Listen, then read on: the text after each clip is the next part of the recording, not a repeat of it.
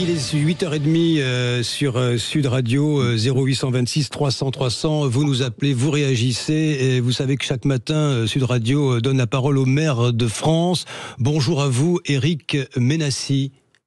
Oui, bonjour. Bonjour et ravi de vous accueillir sur Sud Radio. Vous êtes le maire de Trèbes et vous êtes le président de l'association des maires de l'Aude. Éric Ménassi, nous allons prendre le temps ce matin d'évoquer avec vous ce qui se passe dans le massif des Corbières et ces incendies qui font tant de ravages. Je voudrais d'abord vous poser une question assez personnelle à l'élu que vous êtes et celui qui préside l'association des maires de l'Aude. Qu'est-ce que vous ressentez ce matin face à ce désastre, il faut dire les choses.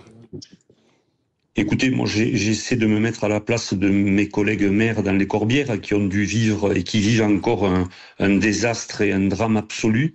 Vous savez, lorsque vous êtes à la tête d'une commune, quelle que soit sa taille, vous êtes imprégné de tout ce qui s'y passe, et vivre des drames tels que celui-là doit être affreux pour eux. Oui, c'est affreux parce qu'il faut d'abord porter secours aux personnes et puis il y a ces ravages qui sont on va dire infligés par l'incendie qui court avec la tramontane. Il y a quelque chose d'implacable dans ces feux de forêt. Qu'est-ce que vous en pensez, Éric Ménassi? Est-ce que vous pensez que l'homme peut faire face à ces défis de la nature?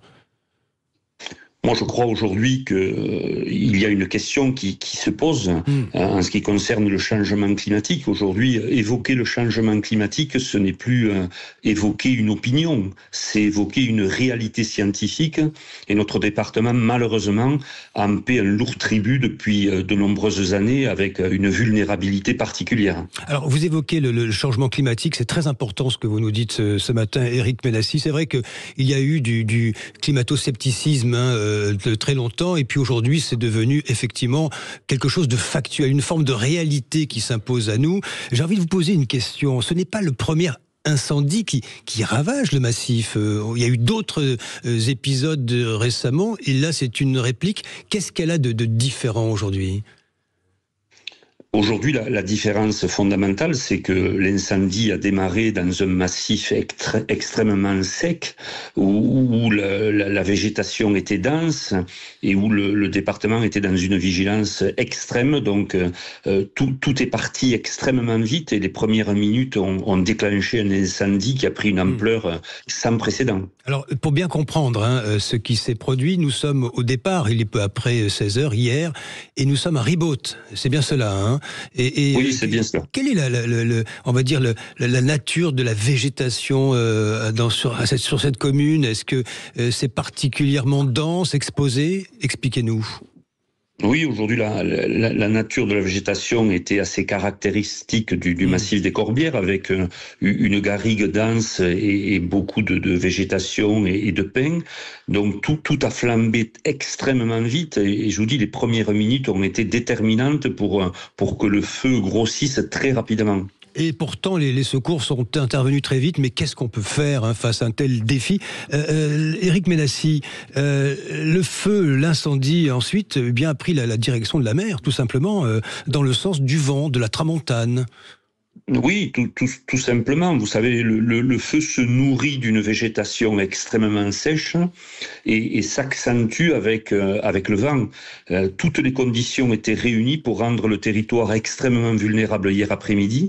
Et le feu qui a pris s'est nourri lui-même et a pris une ampleur sans précédent. C'était un véritable monstre qui se déchaînait et qui se déchaîne encore à l'heure où je vous parle. Alors vous avez pris langue, j'imagine, avec vos confrères maires des communes concernées. Combien de communes? Une vingtaine? Il était question d'une vingtaine hier.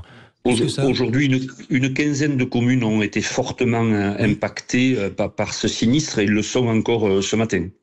Grosso modo, quels sont les dégâts? Donc l'incendie passe, il brûle tout ce qui est en capacité d'être brûlé, les arbres, les fourrages, mais ensuite les maisons sont également menacées.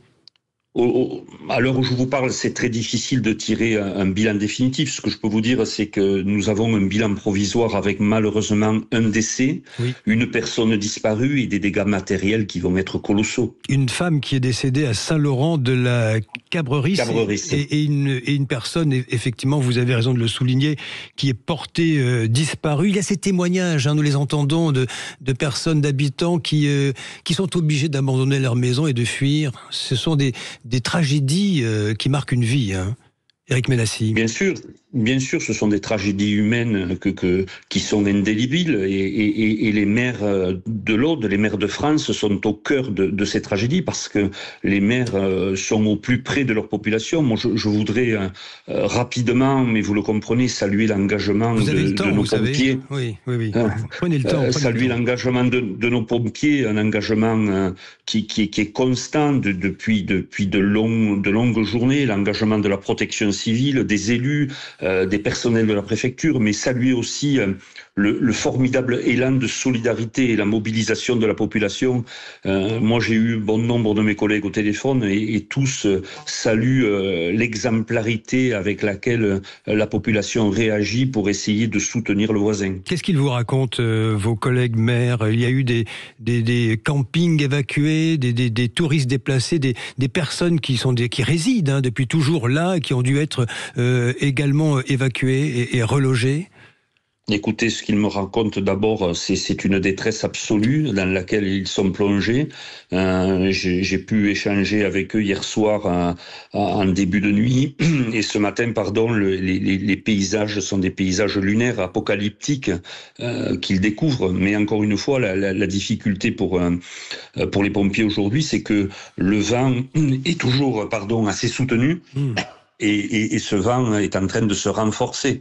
C'est un vent d'ouest qui devrait tourner à l'est dans l'après-midi et à l'heure où je vous parle, le feu n'est pas encore maîtrisé. Oui, c'est un désastre, cette tramontane qui se renforce et qui menace de nouveau d'amplifier l'incendie. Éric Ménassi, tout à l'heure vous m'avez dit, c'était très intéressant, changement climatique. Vous savez que c'est toujours la même histoire. Certains vous disent, vous savez, des incendies comme ça, il y en a eu, et d'autres plus réalistes, il me semble. Vous allez me dire ce que vous en pensez, estime qu'un feu parti à 16 heures qui brûle 11 000 hectares, c'est quelque chose d'inédit aujourd'hui.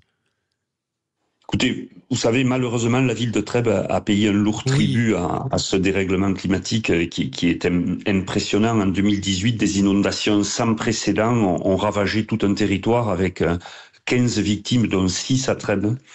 Et ce changement climatique, nous l'avons percuté, si j'ose dire, de plein fouet. Aujourd'hui, les périodes de sécheresse s'accentuent et les périodes de trop d'eau vont malheureusement s'intensifier avec une violence encore plus forte. L'enjeu de demain, il est très simple pour notre territoire, c'est de le rendre moins vulnérable en aménageant le territoire. Je crois que nos responsabilités collectives avec l'État et l'ensemble des collectivités, c'est d'abord de valider un constat. Ce constat, c'est que le changement climatique nous impacte et va nous impacter de plus en plus fort. Ce n'est pas une opinion, c'est une réalité scientifique.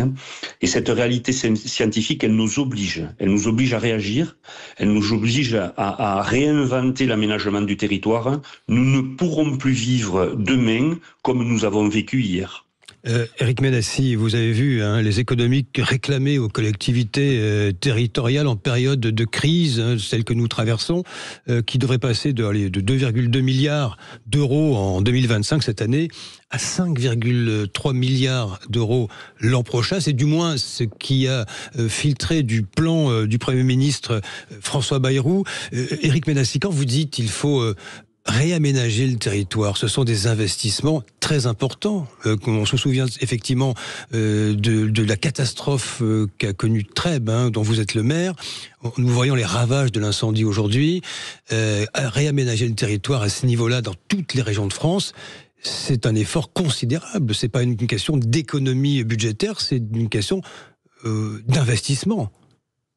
Oui, vous avez raison. Moi, j'ai envie d'évoquer deux sujets majeurs. Le premier, c'est, je pense que ce matin, l'heure n'est pas à la polémique de Non. savoir ce qu'il faut faire ou pas faire.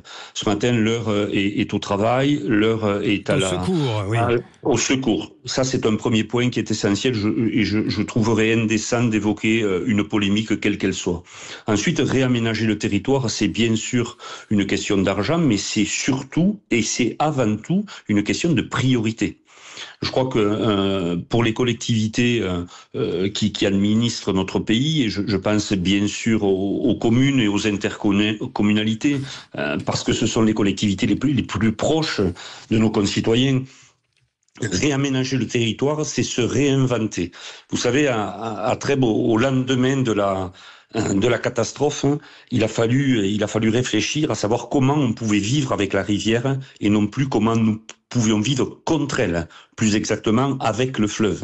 Raser des maisons, donner plus d'espace de bon fonctionnement au cours d'eau, toute cette doctrine qui est en train de se remettre en place dans les communes, c'est une priorité absolue.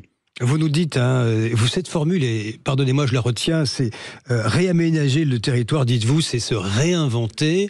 Là-dessus, vous sentez que chez les maires de France, quelles que soient les obédiences, les couleurs politiques, il y a une forme de consensus qui se noue?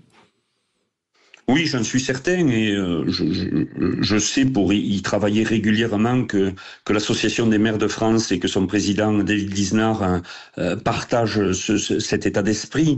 Nous essayons au travers de plusieurs groupes de travail au niveau de la gestion des risques de partager cette culture du risque et surtout de partager cette nécessité d'aménager le territoire par rapport à une réalité climatique. Je crois qu'il faut faire preuve à la fois de beaucoup d'humilité, vous l'avez dit, devant la nature. Lorsque la nature se déchaîne, vous devez faire face à ces catastrophes d'une manière très organisée. Mais la meilleure façon de s'y préparer, c'est d'aménager le territoire. Ce ne sont pas que des mots, parce qu'il y a des exemples concrets.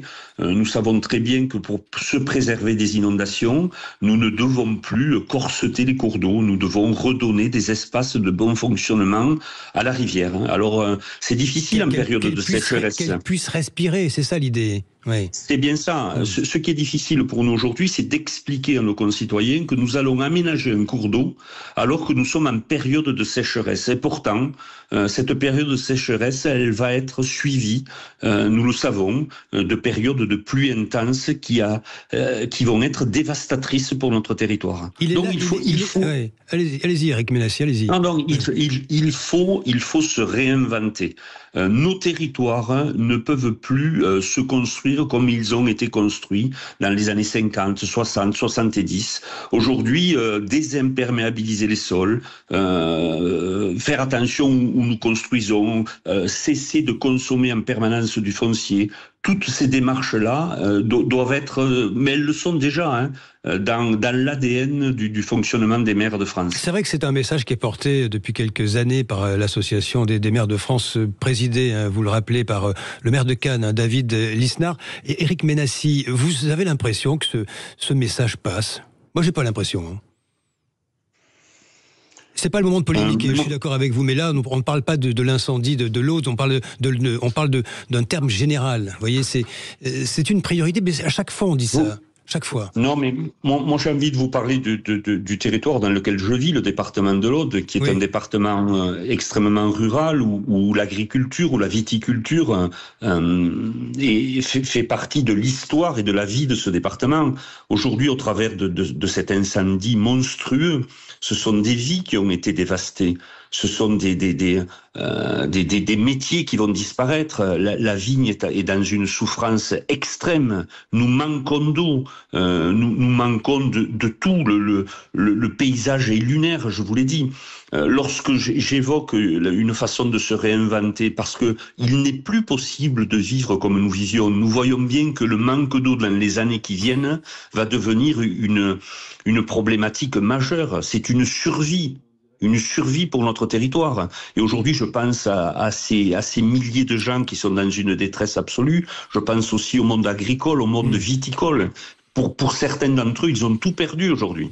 Oui, ils ont tout perdu, et puis rebâtir une vie derrière ça, c'est quasiment impossible. Hein. Ce sont de tels stigmates également. Dites-moi, Éric Ménassi, nous ne sommes pas dans l'après. Hein. Rappelons-le, vous faites bien de le dire, nous sommes dans le temps des secours, puis il y aura le temps de l'enquête pour essayer de déterminer ce qui se sera passé au départ de ce feu.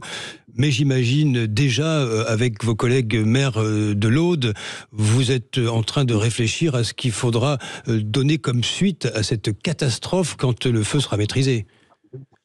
Oui, nous nous organisons déjà au niveau de l'association des maires de l'Aude pour venir en aide à nos collègues et aux communes qui ont été lourdement impactées. Nous allons mettre en place aux côtés de l'État, aux côtés de la préfecture et je le pense aux côtés des autres collectivités, le département, la région qui sont omniprésents aussi sur le terrain, un moyen de venir en aide dans un premier temps financier, mais ensuite vous avez raison, une fois que les secours seront arrivés, une fois que l'aide aura été apportée, il faudra réfléchir à comment nous allons construire le territoire de demain pour le rendre plus résilient. Parce que le rendre plus résilient, c'est pas une option aujourd'hui, c'est une question vitale pour notre département. Parce qu'en fait, au final, Éric Ménassi, un départ de feu, on verra quelle aura été l'origine de ce départ de feu, si c'est un accident, si c'est un acte de malveillance, ça, il est trop tôt pour le dire et c'est pas le temps d'en parler, mais à un moment donné, se dire qu'un départ de feu produit autant de ravages, c'est une vraie question de société en réalité. Oui, bien sûr, c'est une question de société, c'est une question sociale, c'est une question économique, c'est une question humaine.